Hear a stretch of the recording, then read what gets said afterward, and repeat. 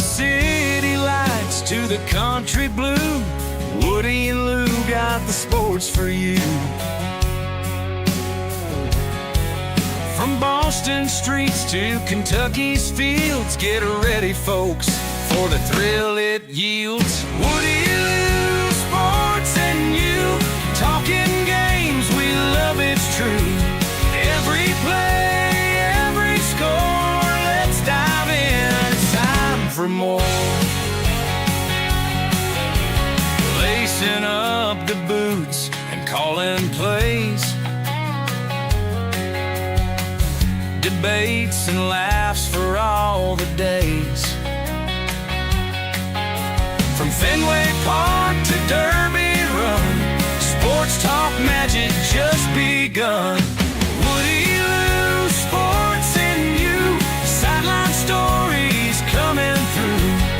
Every cheer, heartbeat soar, tune in now, we'll give you more. Celtics screams to Wildcats roar, touchdowns, goals, and so much more. Grab a seat, enjoy the ride, Woody Lou right by your side.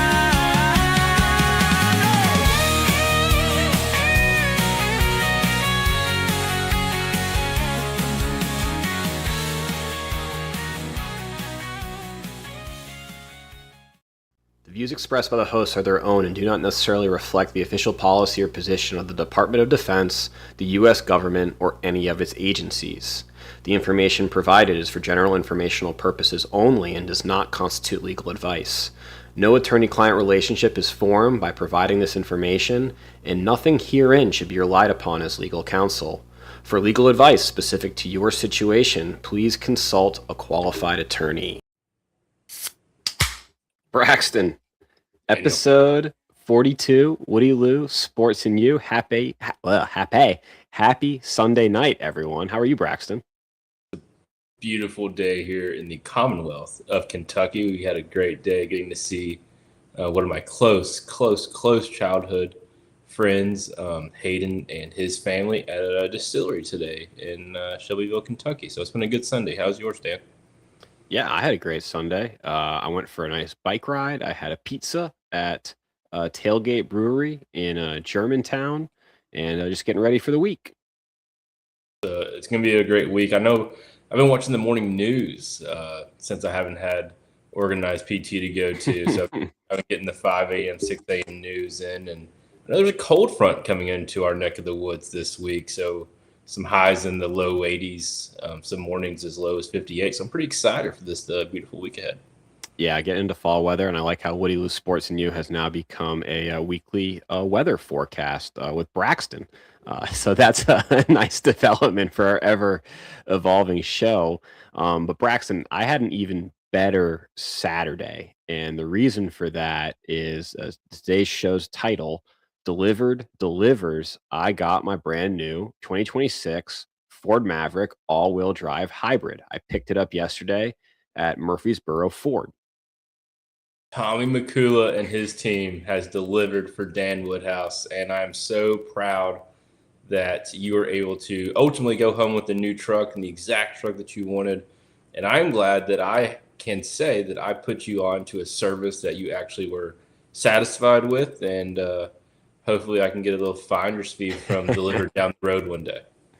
I did tell my deal consultant about you and how you turned me on to Delivrd. And I'll be honest, when we first, the show when you were with your dad in Charleston, and you were talking about Tommy McCullough, and I started listening to the YouTube recordings of his calls. I was like, man, this guy's like kind of annoying. And I didn't like it. Like, it just made me uncomfortable, like the confrontation, and he was kind of whiny.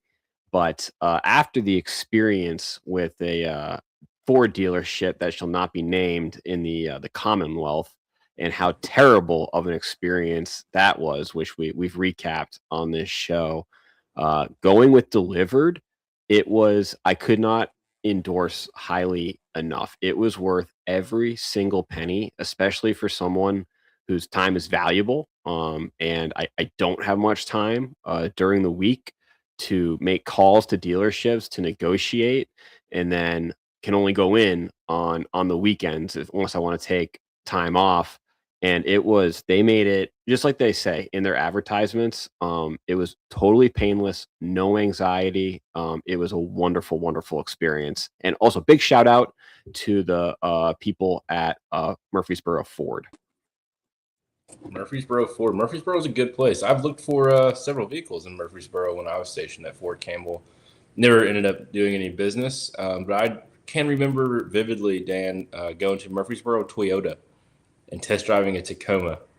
And Toyota would not budge, which by watching Tommy Delivrd, I have realized that Toyota is not a negotiating dealership. So that would have been good intel to have. So this is just a absolutely no advertisement provided bump. Free press for Delivrd. They're great. Good videos. And now I love consuming the content both on Spotify and YouTube.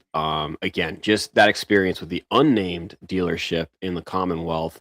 I don't feel awkward or uncomfortable anymore with the confrontation that goes on during a negotiation. And the dealers, screw them. Those rascals. Yeah, they're rascals, Dan. But not the great people at Murfreesboro Ford. They were fantastic. I'm glad you had a good experience. Have you been able to drive anywhere cool with your Maverick, or has it kind of just been sitting at the complex? Yeah, I haven't really driven it too much. We'll get the first real drive tomorrow when I go to work up at Fort Campbell. But it is a smooth ride. And I love everything about that truck. That's awesome, man. I'm really happy for you. I appreciate it. Thank you. Yeah, I can't wait. I can't wait to come see you and for you to see my truck. We're gonna take it around the block. I'm definitely gonna get behind that wheel. I'm insured, so hopefully you allow me that opportunity. Oh, absolutely, absolutely. So quick pivot from Murfreesboro Ford and Woody's new Ford Maverick to current standings for Little League World Series that have major implications for the fantasy football draft. Braxton, you weren't super high on your wheel landing on the great team from Iowa. They're looking like juggernauts. So I believe on air I was not overly ecstatic about my Midwestern draw. However, immediately following the show, I did a quick Google search of my boys, and I saw that they were under a slight investigation and were issued a warning from Little League National, I suppose, for sign stealing. They were stealing every possible sign from second base and relaying it to their batter, which is illegal in Little League for no true good reason, because it's a part of the game. And if you don't want people to steal your signs, make better signs. I don't care if you're 10, 11, 12. So that that had me juiced up. And then I was even more juiced up when I realized their first game was against California, which was Kaylee's team. That was a good first round. We couldn't tell who's going to get what in the spinning wheel, but great first round matchup in the Lewis household. And did I realize that Cooper Thiessen was going to go out there, strike out the side in the first, hit a leadoff home run, and then go on to have 15 strikeouts and hitless through 5 1/3, and then pass it off to AJ Jr. I like to call him, my boy Anthony Johnson Jr., little CC Sabathia kid. He gets to close the final 2 outs on and California had bases loaded, full count, 2 outs. And he gets the backwards K on California, giving them their first loss. And Iowa followed it up with another performance today with my boy Anthony Johnson Jr. on the bump. He gives up 1 hit through, I believe it's 5 2/3. He also had 15 strikeouts. Him and Cooper tied for the most strikeouts. So those 2 kids, I don't know what our 3 deep is, but our 2 deep pitching is phenomenal. And he also had a 3-run shot in the top of the 6th for a much not really needed, but he gave himself some insurance, which you love to see the pitcher help himself out. So I'm over the moon with Iowa, and we're sitting squarely tied for first, kind of second, given that Nicaragua has played 1 more game than us. Yeah. I as far as the sign stealing goes, you don't need to steal signs when you're not giving up any runs like this Iowa team. So it's an absolute moot point. Yeah, Giving up one hit through 12 innings. Yeah, out of like a possible 36 strikeouts, like or outs, I guess 36 outs, they have 30 by way of the K. That's Yes. crazy. And I think that's the key to success in at least this tournament is you need two top end pitchers, and Iowa has them. Yeah, I believe 2 deep is the key, and then have just guys who can at least get you some outs. And I've been watching a lot of Little League World Series, and it's the most Little League baseball I've watched in a long time, probably since I played Little League. And really, the secret here is, and I know Iowa is doing it by way of the K, but these kids can make plays in the infield and the outfield. Mm-hmm. What's killing teams are the walks, and Yes. just the free passes are really what is the kryptonite to these teams. So as long as you can either get the outs, or giving up hits is okay, because these kids are trying to double plays. You just can't give up the free passes. That's what gets teams into trouble. Yeah, and that's the best. That's Little League baseball. I think why people love watching this tournament is because, the crazy mistakes happen where you're throwing the ball around or the pass ball with a runner on. I mean, they're kids, and that happens. But no, it's been super fun to watch and high stakes. So I have the current what the draft order is right now. Do you want to hear where we're at currently? Give it to me. Okay. So in the 1 spot, we have Kulu, Nicaragua. Yep, they're the first team to get 3 wins. They have 16 runs that they've scored for a +7 differential. They're looking stout. Then, as you said, Iowa, Lou is second. They have 7 runs scored, none against for a +7 differential. Then in third place, we have Bryce with the team that Iowa just beat 6-0. Jersey. That's a good Jersey team, by the way. I got to add. It is a good Jersey team. Yeah, they walked off my team, Commonwealth, Massachusetts, in their first game in the 9th. But they're now in the losers bracket. They have 2 wins. So they had to play an extra game. I didn't realize that. They didn't get a bye. So they're in the losers bracket 2-1-0, scored 5 runs for a -1 differential. The 6-0 to Iowa hurts. Next we have Mackenzie with Japan. And Japan surprising first round loss. That's right, to Curacao. They got shut out by Curacao, but then came back in dominating fashion over the Dominican Republic, beating them 10-1. So they have 10 runs scored for a +3 differential. Next is Mason with Canada. They're 500, 1 win, 1 loss. 4 runs scored for a -3 differential. Then next is Ty with Texas. They're also, we got a bunch of 1-1 teams now. So they have 3 runs scored for I didn't do that right. How do they have a +9 differential? I didn't calculate that correctly. Oops. We're not a math podcast. No, we are not a math. Can we blame this on our shadow producer, ChatGPT, or is this? No, this was purely manual inputs. Maybe I messed up here.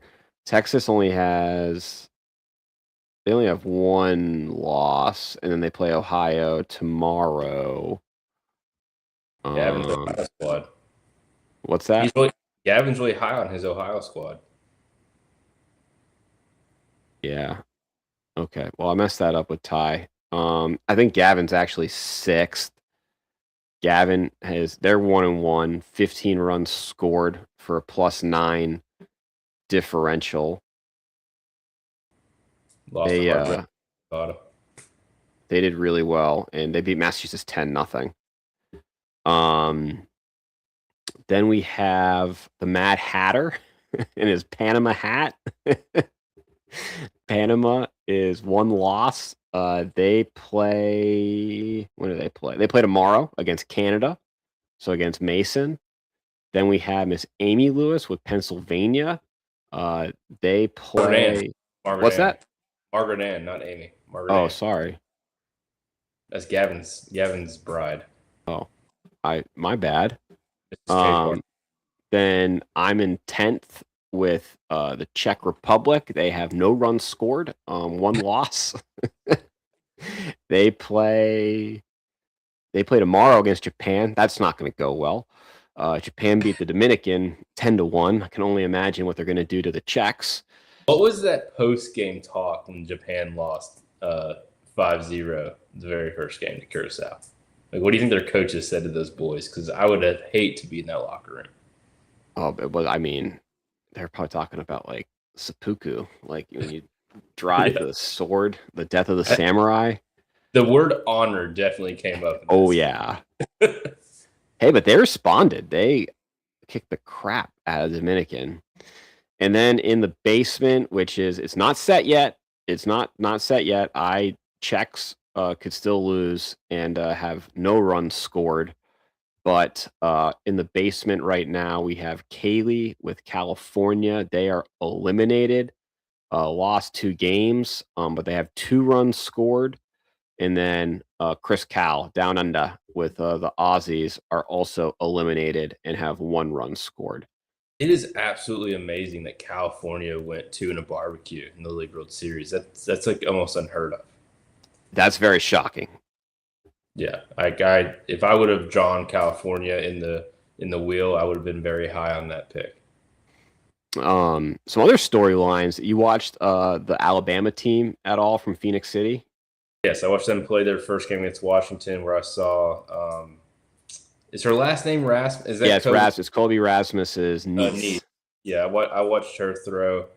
So I did watch their first game, and then I didn't see their second game when I guess that's when they routed California. Was that their second game? They were in the losers. Yes, second game. They mercied them in 4 innings, 12-2. It's a well-coached team, obviously. She's very good, and she set the record. She took it from Monet Davis, most strikeouts by a female. I always thought Monet was a little overrated at the time. I feel like, but I also think the game's evolved a little bit. But that girl's legit. Rasmus. Well, I think like there's usually like 1 to 2 girls that play in the tournament each year. But Monet was the first, like, or at least to my knowledge, first pitcher. Yeah. So I mean, yeah, that was groundbreaking. But that was like 12 years ago too, I think. 2014.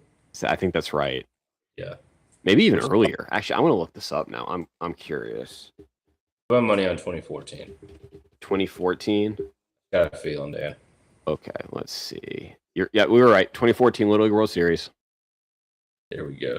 First girl to earn a win and to throw a shutout in the Little League World Series. Maybe she was not overrated. I stand corrected. She performed very well. And she's also playing in the Women's Professional Baseball League that we talked about last week. She is on the Los Angeles Queens. Check them out live on that channel. Is ESPN or Fox picked them up? Someone picked them up. ESPN. I hear it on the radio. Is ESPN? Yeah, I hear it on the radio like every day. This is a good segue into other women's professional sports. So more on the WNBA.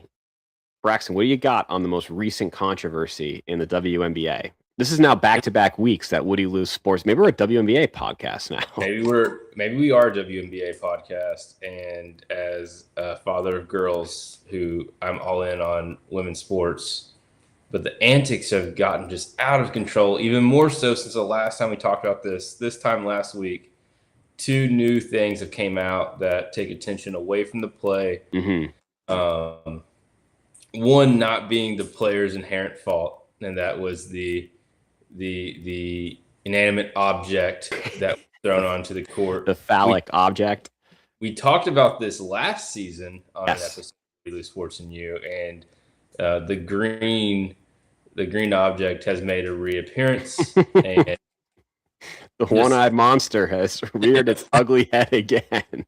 And naturally, it was in a game featuring Angel Reese, and her reaction, her over-the-top reaction, added memes to come from it, and her dialogue that lip readers were able to pick up on. And what I will say, on a serious note, because we are a serious sports entity as we are pending our application to be Western Kentucky Hilltopper Press, it's not cool. Like, it's overplayed for like the bros on Twitter and whatnot. It was funny the first time, ha ha. If you want to say it was funny, it really wasn't. And now it's overplayed and it's disrespectful. However, I took a victimology class in college. So like they are victims in this sense, but the antics that continue to happen around the game, press conferences, interviews, etc., I believe are fueling to this actions objectively.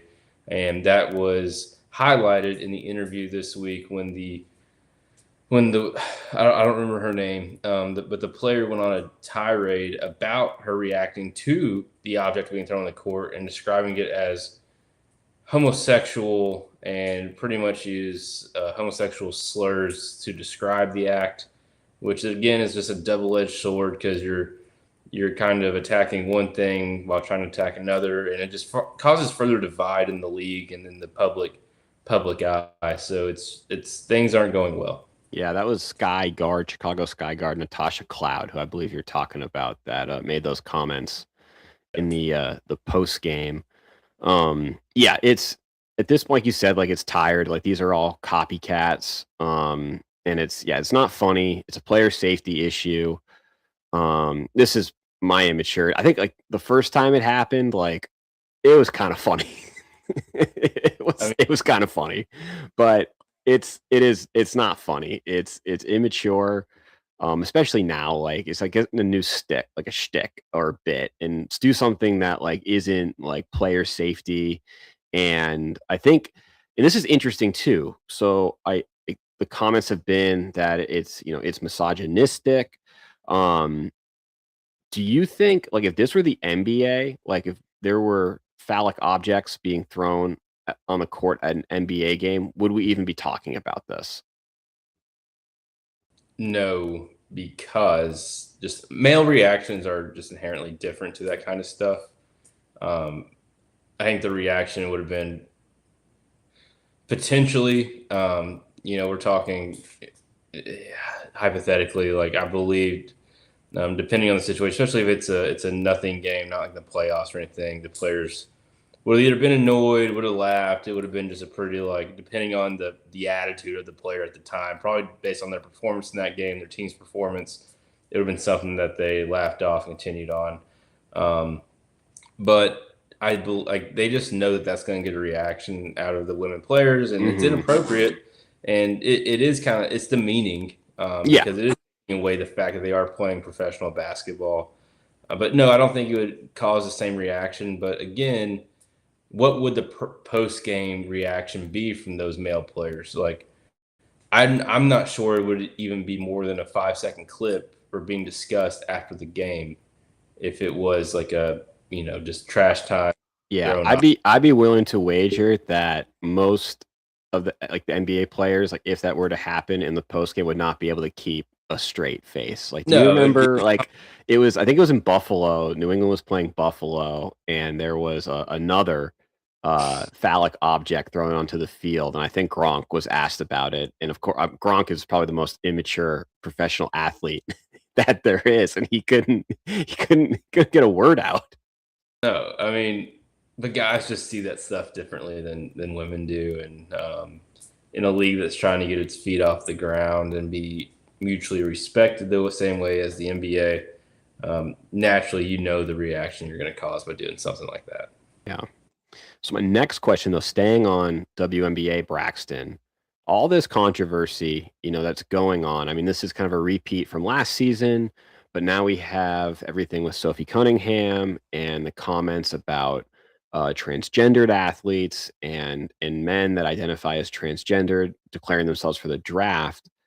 And you said it, and I agree that it's everything that we're not focusing on the game of basketball in the WNBA. And by all accounts, I mean, it's a good product. Like these women, they can play. but is the controversy, is that a sign that the league has finally become mainstream? Do you consider the WNBA mainstream, Braxton? All press is good press. And the best press that the WNBA could use right now that I believe would actually catapult it to potential new heights is the firing and hiring of a commissioner that's competent.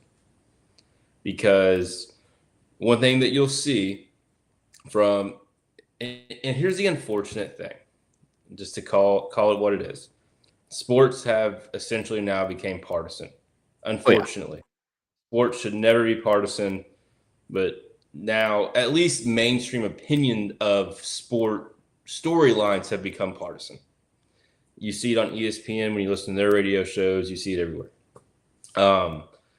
But the one thing that crosses party lines on this WNBA issue is the fact that both sides agree the commissioner is inept and needs to be replaced. And I believe if you had a strong commissioner who kind of wrangled all the owners, the coaches, general managers, players under one message, it could drive them in a very positive direction that could see it to where, I mean, these games are getting a ton of traction, but now maybe you are partnered with a very large audience on your ESPN game nights and get a little better time slots. They play random times, dude. They play at like 4 o'clock on like a Wednesday. Like, it's just random times. Like maybe you could see it catapult in something even larger. Yeah, they're on like the CW, and I know ESPN now has their like Sundays are for women's sports. But I mean, I think that the fact that we're talking about the WNBA in the summer, like we said, the dog days of summer, and that they're relevant. I think the WNBA is mainstream. To answer my own question. And here's the thing, like, you know, if I had 3 boys, probably not, but with having 3 girls, like I would 100% pay the money to go to an Indiana Fever game.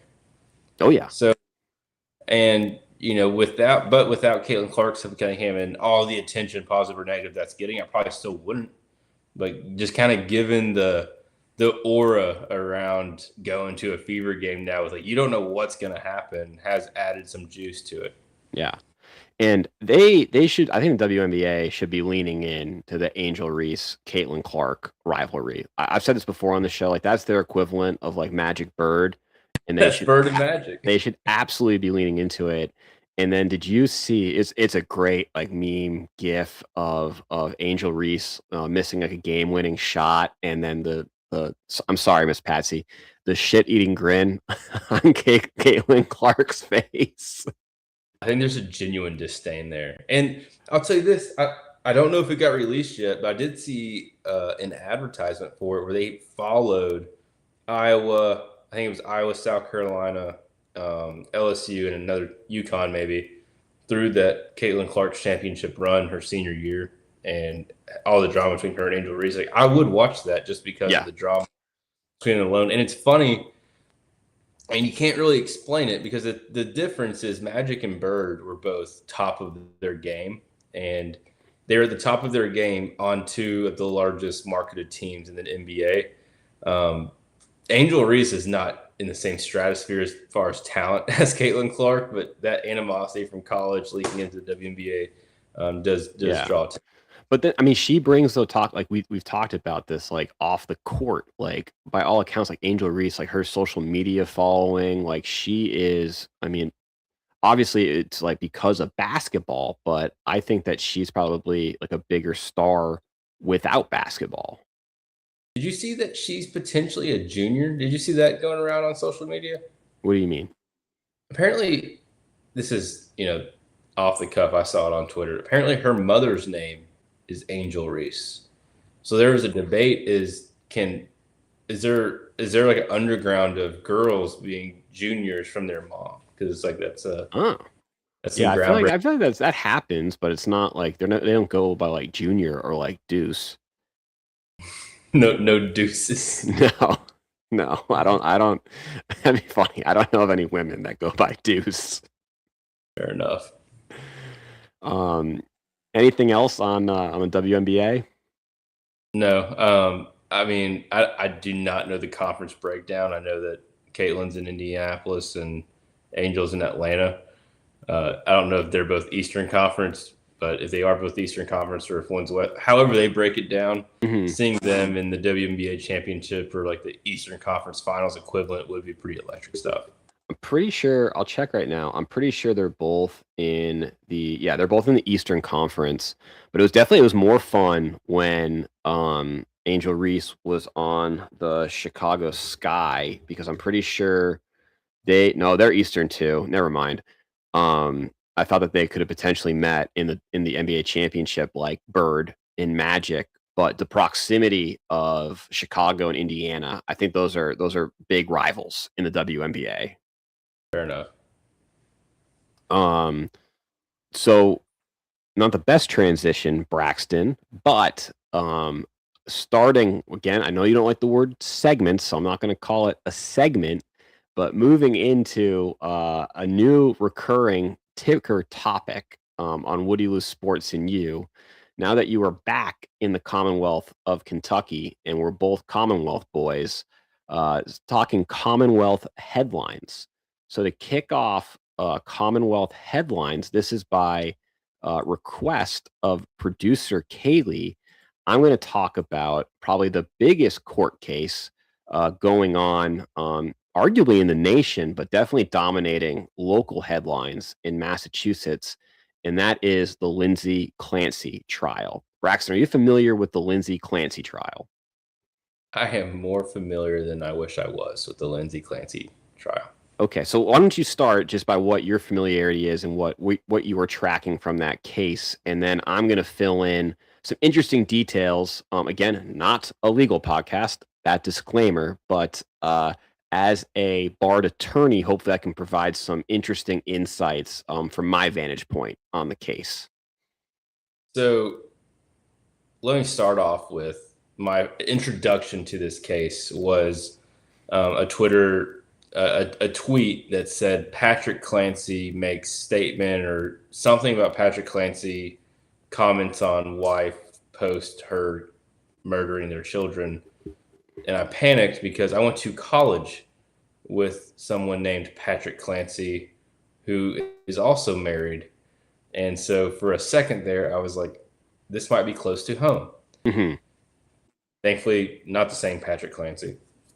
But anyway, my understanding of the Patrick Clancy, Lindsay Clancy, and if Kaylee's watching right now, I just know, I can't see the comments, just for people at home to know. So if Dan doesn't comment on your comment, it's his fault, not mine. So I know Kaylee's warming up her thumbs right now. My understanding is Patrick and Lindsay were divorced, or no, I don't know when they got divorced. They got divorced after this or whatever it was. But I know he is now remarried. Mm-hmm. I know that that Lindsay asked Patrick, I believe, to go get dinner for the kids and her. He leaves to go get dinner for her and the kids. He returns and allegedly finds the 3 children murdered, I believe, with a workout band, and she had jumped out of their second-story window and was paralyzed from the waist down. He calls 911, and then that's pretty much the gist for me. Yeah. No, you have the gist of it, Braxton. So this is Lindsay Clancy and Patrick Clancy. He divorced her after this, so they were very much married on January 24th, 2023. And that is the day that Lindsay Clancy, who is then 32 years old, mother of 3. So I definitely have to mention the victims here, the 3 children, Cora, age 5, Dawson, age 3, and Callan Clancy, aged 8 months. She, sent Patrick out to go get takeout food. And while he was gone, she strangled them to death with exercise bands in the basement. And then after doing that, attempted to commit suicide by jumping from the home's second story. She survived and suffered severe spinal injuries, and she's paralyzed from the waist down. So throughout the trial, you'll see her in a wheelchair. Is that so? Well, added context to my understanding is I do know that there is a strong, I don't know if it's a cult or how big of a following it is, but there is a voice which has came out to support Lindsay at the trial, saying that either she did not do it and Patrick did it, or that given her, I don't know if that's their stance officially, or that given her psychosis, she cannot be held liable for any of it. Yeah. And there's also been a GoFundMe that's raised, I believe, upwards of $1 million. In support So of I'll clarify that. So yes, so this has garnered a lot of attention, and there has been a large presence outside the courthouse in support of Lindsay Clancy.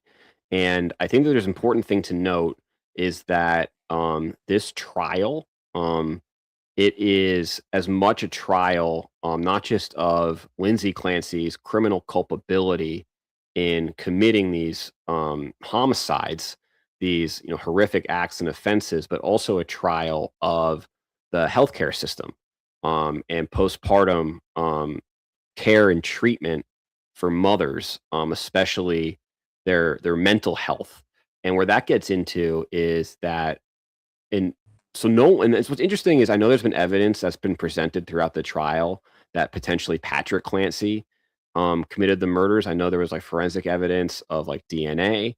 From my vantage point, that's a complete red herring. Like no one disputes that Lindsay Clancy killed her children. She admits to it. The prosecution is saying it. Patrick Clancy says it. So that's not in dispute. She admits to the killing. What this trial is whether she could appreciate the wrongfulness of her conduct at the time that she committed the homicides. And what defense is arguing is that she was suffering from bipolar disorder as well as postpartum psychosis, and she was hearing a voice, a male voice that was basically telling her to do this. And because of the medications that she received and how much dosages she had, that all contributed to her declining mental state and that psychosis. So that's what the defense is arguing, whereas prosecutors are saying that no, she did not have psychosis and that she planned this, and there was a plan for this, and that she should be held criminally responsible and convicted of first-degree murder. You have any questions about? Does that make sense, Braxton? Does make sense.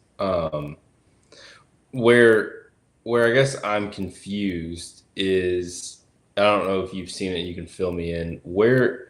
That's my understanding of everything you just presented. Mm-hmm. Where is the idea that there's any viable evidence or information out there that could suggest that Patrick did do this, which has glamored such a large following of folks to come out and pretty much say that he undoubtedly did commit the murders and she's innocent fully? Yeah, so there's been evidence that like on at least one of the exercise bans in question, like Lindsay Clancy, none of Lindsay Clancy's DNA was on it. It was just Patrick and the victim children's DNA. There's also been evidence of her taking off her Apple Watch like before jumping out of the second story of their home. So there's doubt that's been raised by some of this evidence that she committed the murders. And I think that the popular theory of the supporters of Lindsay Clancy is that actually Patrick did this and he orchestrated the whole thing to, basically start a new life. But sure, like, some of the forensic evidence says that, but I don't think defense is arguing this. And as far as like Patrick like remarrying, like I wouldn't read too much into that, but these supporters are. Now, given my, I guess you could say, current profession and my internship in college and college education experience, I should know this answer, but I'm gonna ask it anyway.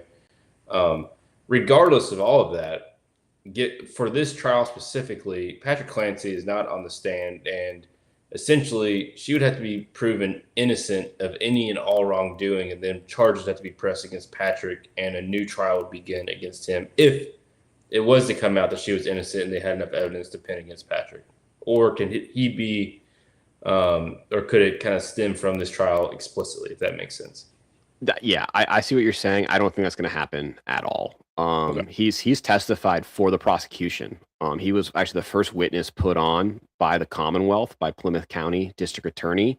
So the fact that I mean, there's been a whole investigation into this. I mean, it happened in 2023. The case started in this past July.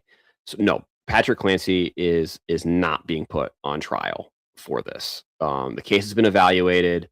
Lindsay Clancy has admitted to it. I yeah, there's like, I don't know, internet sleuths or whatever. Like it's making headlines, and I think it's popular like on the social medias and the feeds. But I would not put much stock into Patrick Clancy murdered the children. Have you seen the online conversation that um, they find it insane? No, I don't know if that insane is probably not a good word. They find it crazy that if Lindsay Clancy was in actual psychosis and was like kind of having an out of body hmm an out of body experience when she committed these murders, would her reactions not be more emotional in court going over people testifying, and that people are saying that her reactions show that she's essentially a cold-blooded killer because she is just sitting there with really no remorse during the majority of the trial? I know there were some parts of the trial I believe she had to step out or be taken out, but overall she's had some smug responses. Does the judge take that into consideration at all when it comes to sentencing, or is that inadmissible essentially? No, I mean, I don't think so. Like the judge definitely will not, and they should not, take in I guess, the demeanor of the accused or defendant during the course of the trial. I'm sure the jury is looking at her and paying attention to her reactions. That's definitely something that the jury is doing.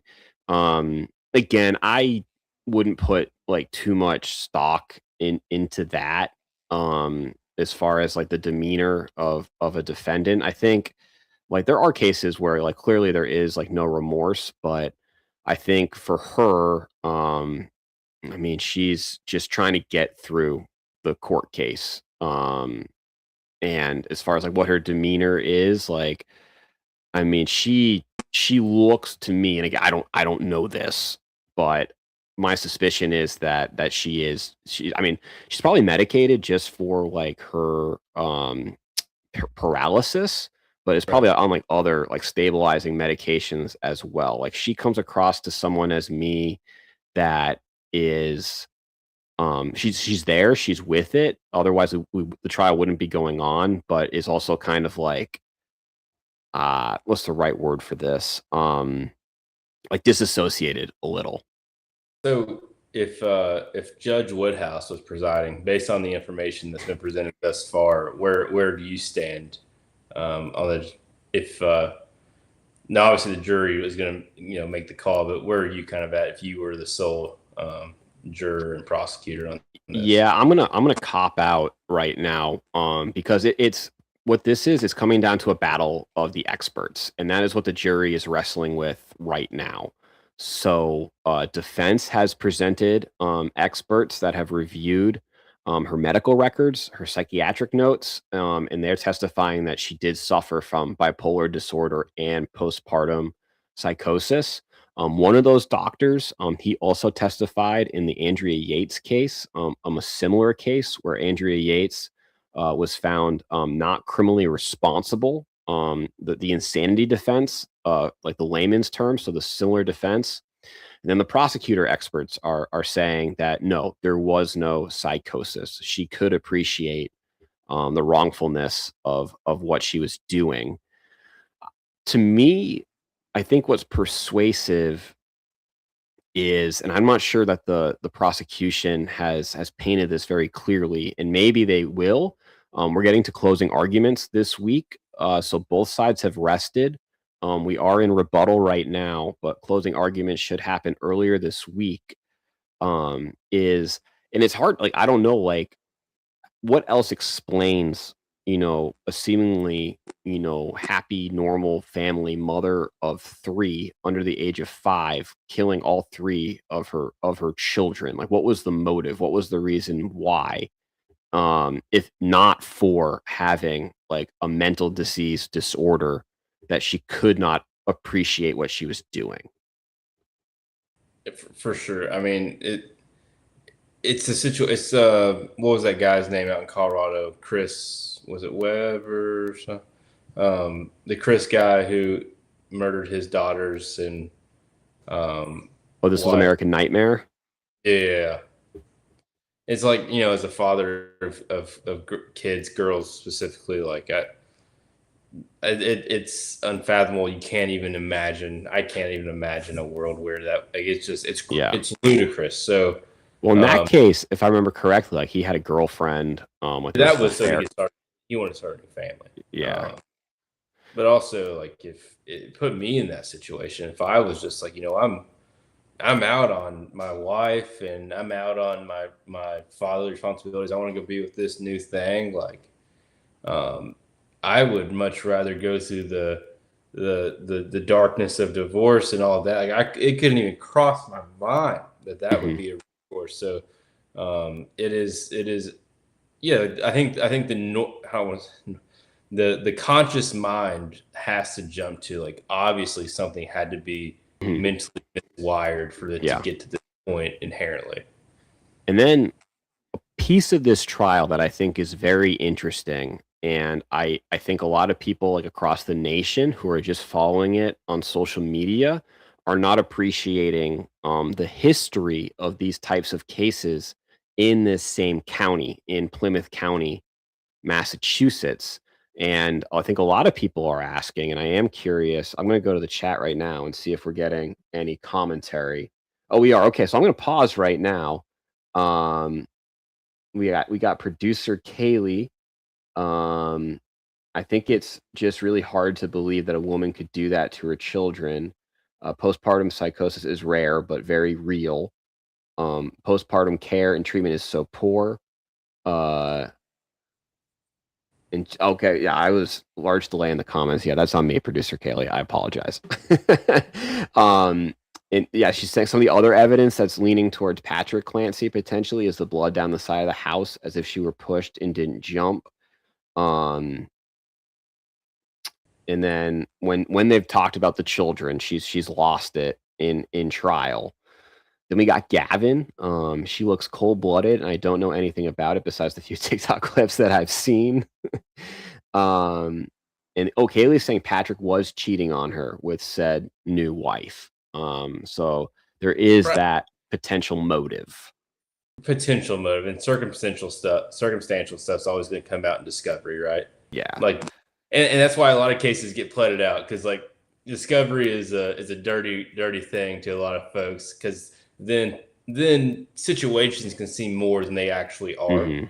I don't know. I think I'm fairly convinced that she did it. And one thing I have to ask, I don't know if you can answer this, Dan, because you are an attorney, but you're not this type of attorney. Say you were her defense, right? Yep. I don't know if this is something that attorneys do, or they're supposed to do, or they're not supposed to do, but they actually do it. Like, is there any coaching going on about, like, hey, Lindsay, my client, like, I need you to be very conscious of your demeanor. Oh, yeah. Like, maybe, like, how emotional you should be at this point and how emotional you shouldn't be at this point. Is that going on? Oh, please? absolutely. It's absolutely going on.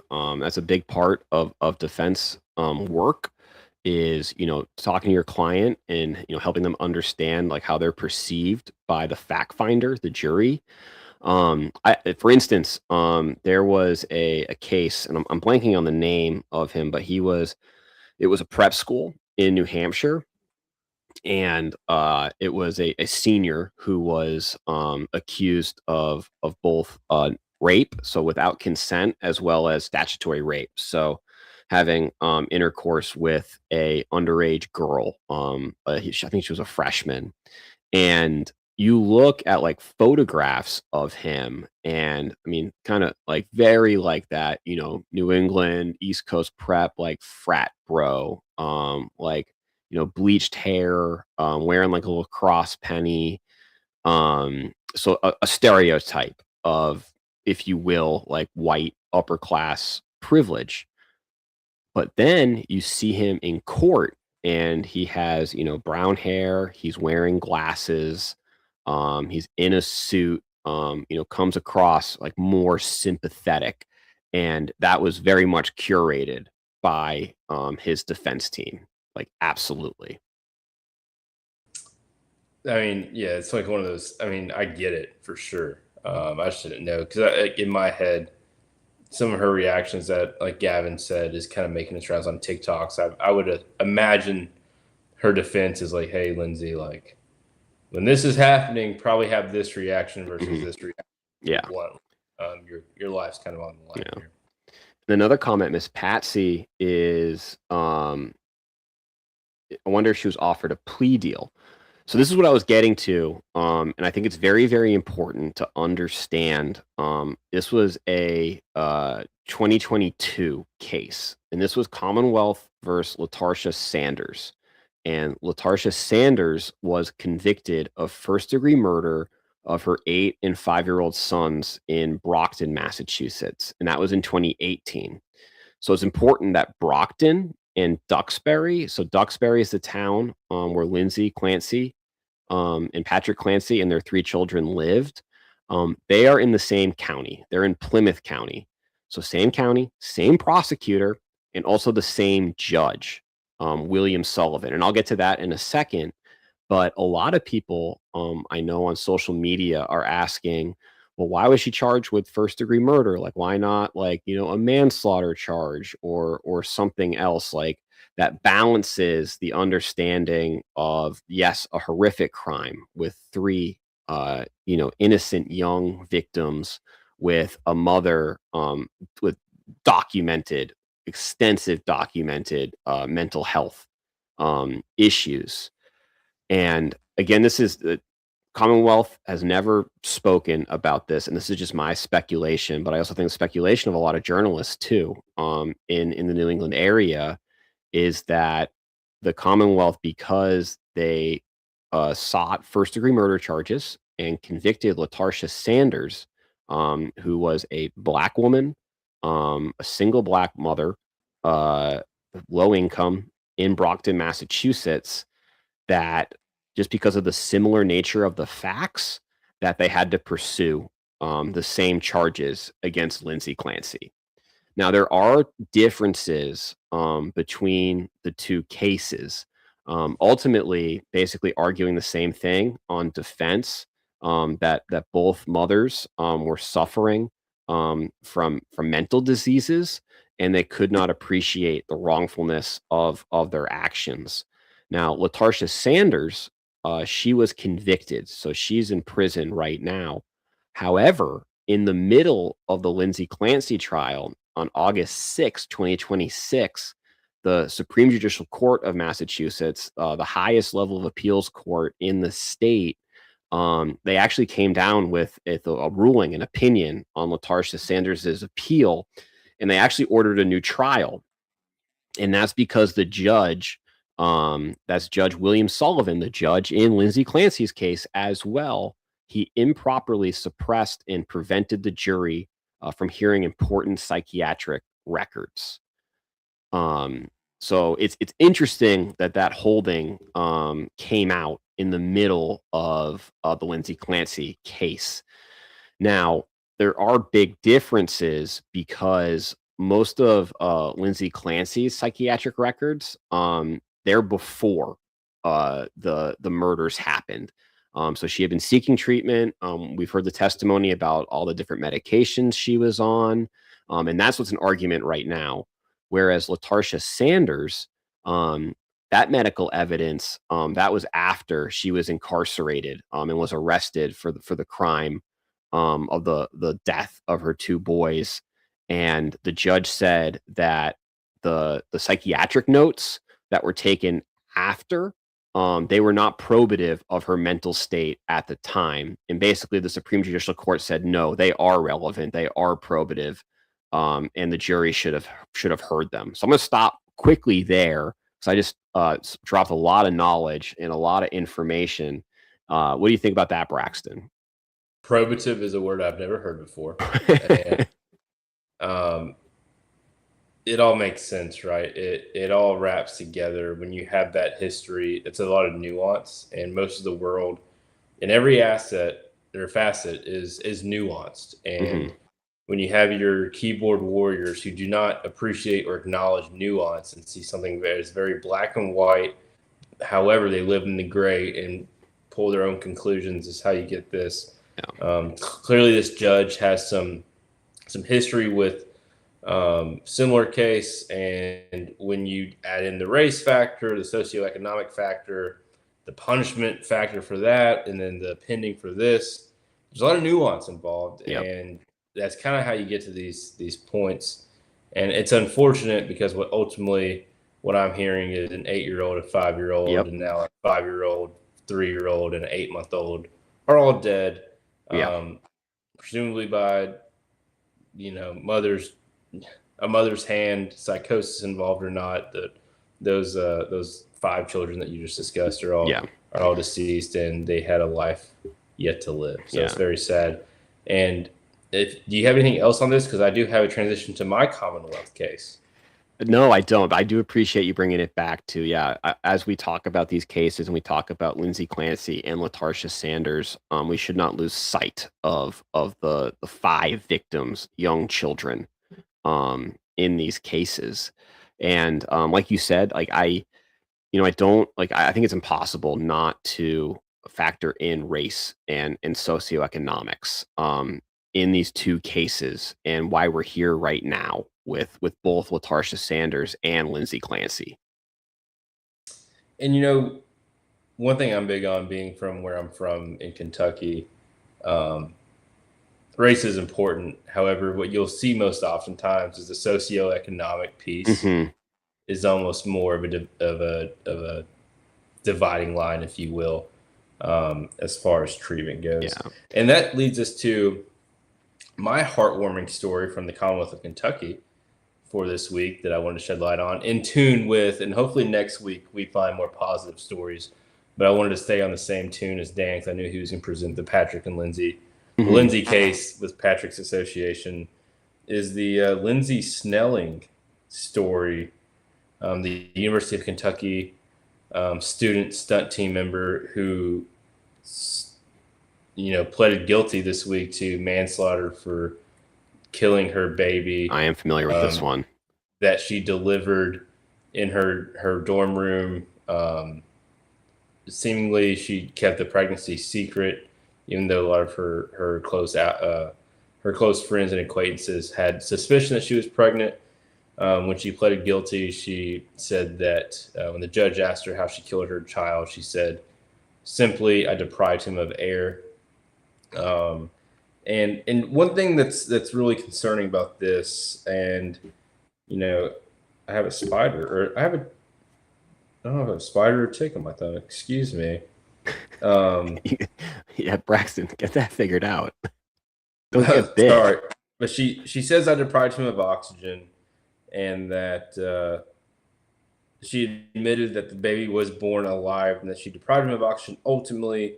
But she also, talked about how she wasn't sure if he was breathing or not when he was born, and that she passed out on top of the child, and when she awoke, found him turning blue.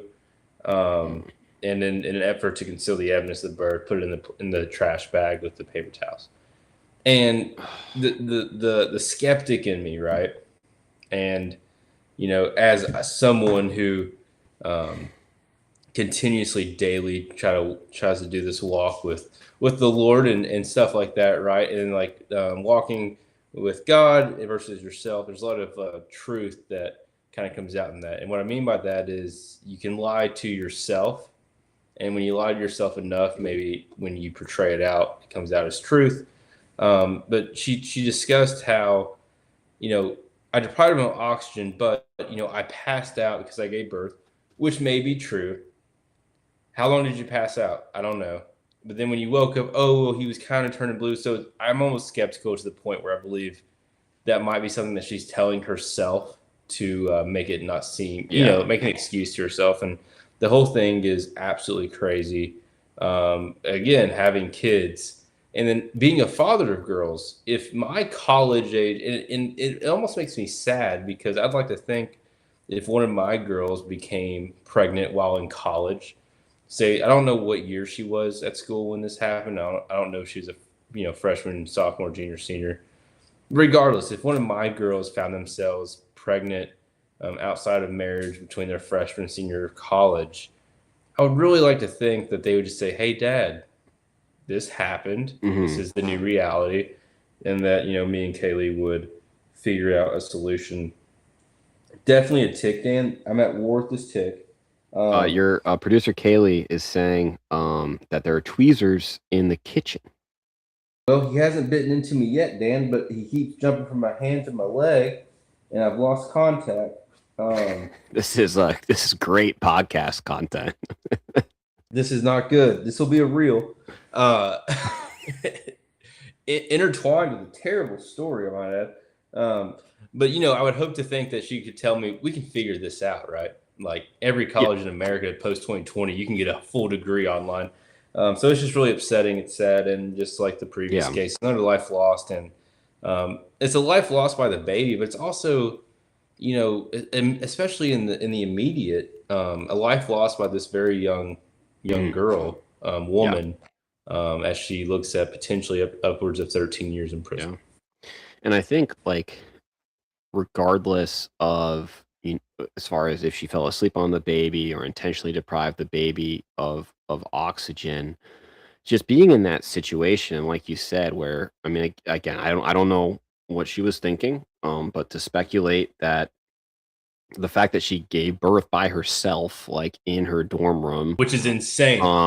As someone who's seen 3 births, like doing it, even like, okay, well, in the 1800s they didn't have doctors, but like typically you weren't alone. You had somebody. Like the idea that you were in your dorm room doing that, to me, like, I can't wrap my brain around. She felt enough pressure or shame where she felt she had to hide it.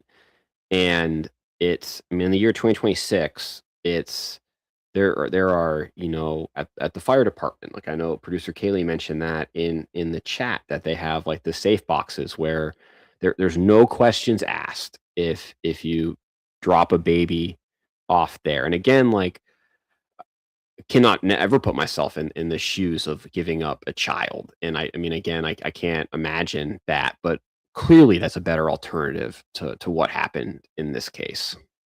Yeah. And I just read the headline about she finally pleaded guilty this week, but I believe whenever it was at trial, or like when they were going through it, like one of the roommates testified that like they saw it. I think that's how it kind of came out. It's like the roommates came across it, which, like, just thinking about those those girls, like what that has to be like as future mothers of children of their own, that can weigh very heavy. So it's clearly not a victimless crime to the child who lost its life, but there's also several other impacts from this singular action. Just an overall, just sad story that, at least in my mind, like it never should have happened. There's so many alternatives. But with all that negativity, I am so happy to be back in the Commonwealth of Kentucky. Yeah. I'll tell you this. Today, Kaylee and I, we went to a new church in Louisville, and then followed that up to a trip to a distillery where we met with my buddy Hayden and his wife and their 2 sons, and they had we had a big old time eating food, and they had a big grass area, and the kids got to run around, and the weather was perfect. We went to hibachi. Hibachi last night. Sounds good. And when we went to hibachi last night, there was this guy who was there by himself. He's probably about our age. And he was like sitting next to Ronnie Bell and was super nice. And, he runs a gutter business, and when he left, like he told me his name and said look him up on Facebook. We're Facebook friends now. Okay. So, just being around like my people has been such a blessing, and I am so thankful for the opportunity to be here for the next 2 to 3 years. And I know given your path, whenever you end up back in Massachusetts, you'll feel the same jubilation. Yeah. But we do have one final topic. I know we're over the hour mark, but this is something we've been wanting to do for a while. And this is a game. I think this is a good way to close out on a high note and a happier note, is a game of this or that. Segment that I contributed to and gave some very you good. You did. No, this is, yes. So you don't know what I'm going to ask, but you did give a list, and I got to pick the ones. A list. So to the listeners, I gave a list to Dan that our shadow producer provided. I didn't read them. I just copied and pasted them, sent them to Dan, and said I wanted Dan to pick them so that I could react live on air, and Woody can as well. Mm-hmm. Okay. So first, this or that, Braxton. Let's hear it. Have your entire career defined by one transcendent moment or by consistent excellence with no single signature achievement. I want one moment, one shining moment, if you will. Yes. I think, I'm just going to pick random sports for each of these, because these are all sports related. So let's say I'm a basketball player, and let's say I'm a college basketball player. I'm not an NBA guy. That one, 3-pointer as time's expiring down to win a national championship for my college would mean more to me than averaging 23 points for 4 years at an ACC school, but never making it past a round of 32. Easy answer. Yeah, I'm with you there too, and I think of like these are Boston references, but I think of Mike Eruzione, the captain of the 1980 USA Olympic hockey team, and scoring in the game against the Soviets to put them ahead, and he's running on the ice, like his sticks up in the air. That's his signature moment. And I think he went on to play in the NHL, but really like nothing like of significance in his professional hockey career. But right. he's an American legend. Like everyone knows who Mike Eruzione is. And then another example is Dave Roberts in stealing second base in the 2004 ALCS. Absolute legend in reversing the curse for Boston. And then I think in the shadow producers making of this or that, on the flip side of that, it's got to be Mike Trout, right? Yes. Like consistent excellence with no signature achievement. He's got MVPs, but like no championships. Well, Mike Trout, he'll be a Hall of Famer one day, and it's just going to be hey, this guy was consistently good. Yeah. There will be no 3-time World Series champion, 2-time World Series MVP. Yeah. Who do you think he like compares to? Like, I think probably the best comparison is Griffey. I feel like King Griffey's even different though, because King Griffey has more aura just from essentially, when he started out in Seattle, he played with his dad. So his come up was huge. And, his time in Cincinnati is what it is. Cincinnati was never great. But maybe just the time of the culture when King Griffey was good makes him a little different than Mike Trout.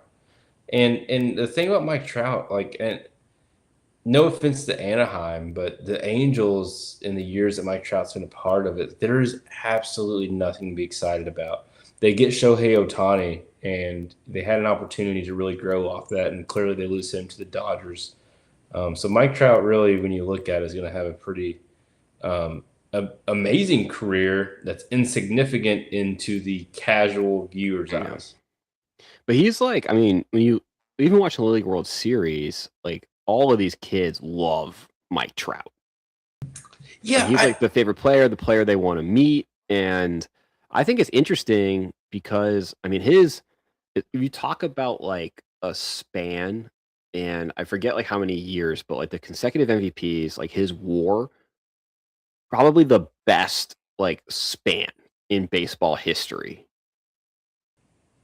But that war is a little inflated based on the team he's playing for. Yeah, that's also fair. I think Griffey's a pretty good comparison, like just pure like I guess career wise, but in that time, like post strike, 94 strike, like Griffey was the face of baseball. And I don't think Trout has that same aura, like he said. Yeah, Mike Trout's he's an interesting cat. Um, he, I just don't he's understand how, like, when they had Shohei, how could they not make the playoffs? I don't know, but Mike Trout is the epitome of like front of the Wheaties box. Yeah. Okay. Second, this or that, Braxton. Retire at your peak or keep going until the decline is obvious and undeniable.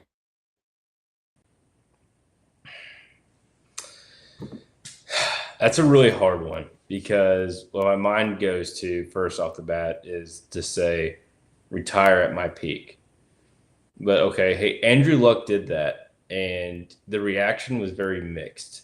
Um, Mixed in the point of what could have been, what should have been, and almost selfish in nature to a degree, even though to him it was clearly not selfish. It was the best decision for himself and his family, family more so than himself. Um, but do you want to open yourself up to, you know, yeah, I don't know why my mind goes to this guy, damn it. Pablo Sandoval comes to my mind. Like, what if the Like the Panda? Giants' third baseman.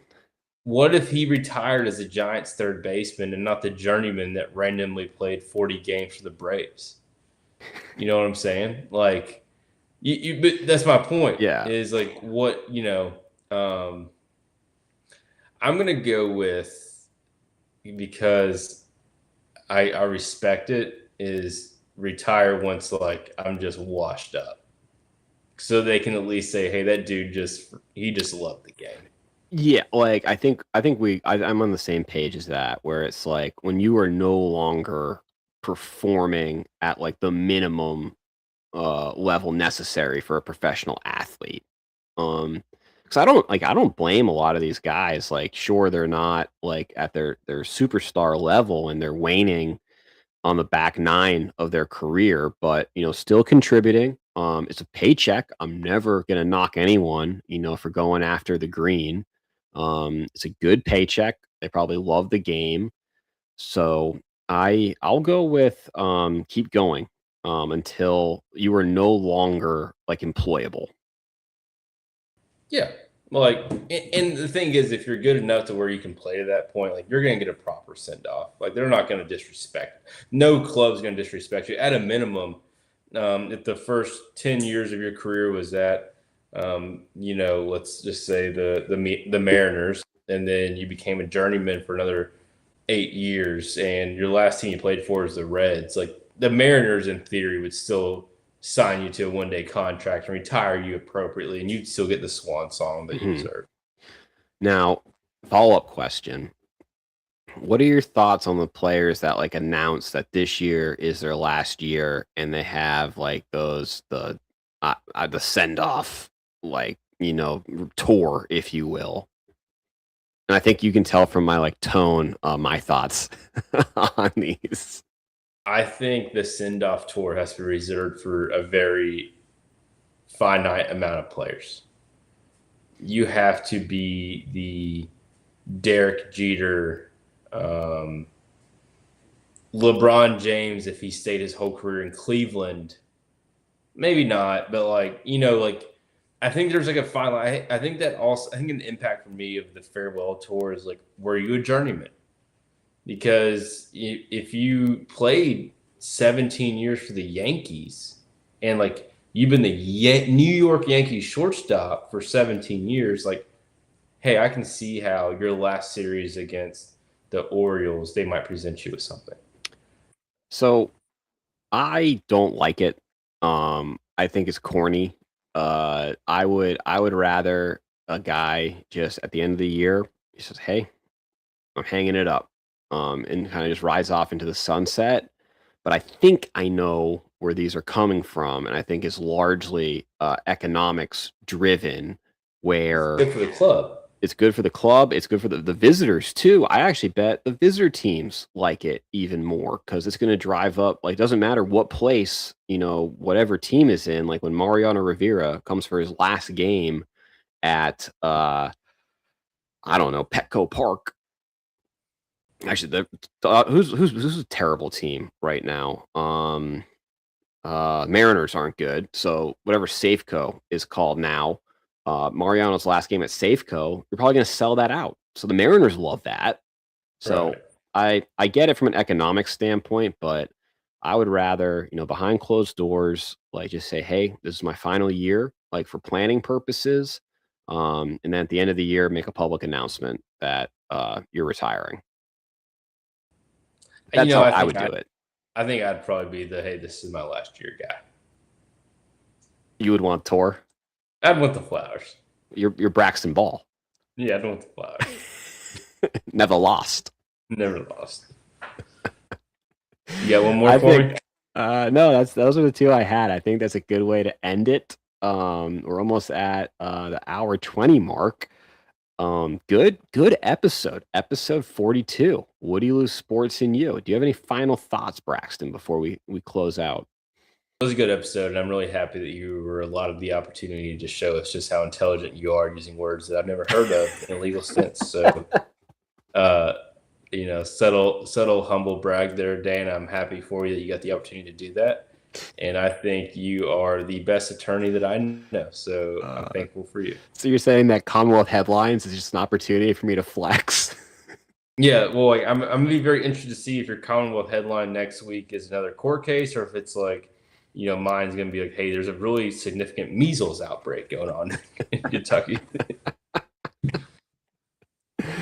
Again, disclaimer, we are not a legal podcast. Not a legal podcast. And with that, to our award-winning listeners, I hope you all have a great week.